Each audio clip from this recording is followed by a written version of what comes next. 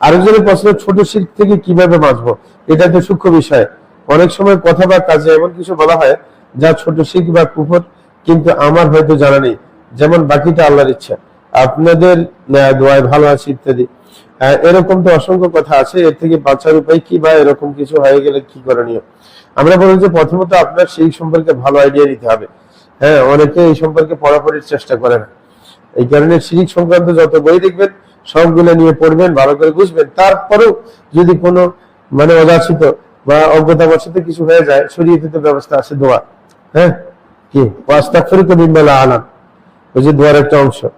হ্যাঁ, হ্যাঁ, তো যেটা জানি না সেটার থেকে ইস্তেগফার করা, এটা তো শরীয়তে ব্যবস্থা আছে। বা ওই দোয়া না জানলে আল্লাহর কাছে বলবে, আল্লাহ আমি তো জানি না, আমার থেকে আমার অজানা বশত অনেক গুনাহ হয়ে যেতে পারে, শিরক কুফরি হয়ে যেতে পারে, আমাকে ক্ষমা করে দাও। ব্যাপকভাবে তো তওবা করবেই, কারণ তওবা শর্ত সাপেক্ষ না করে ব্যাপকভাবে করাই ভালো।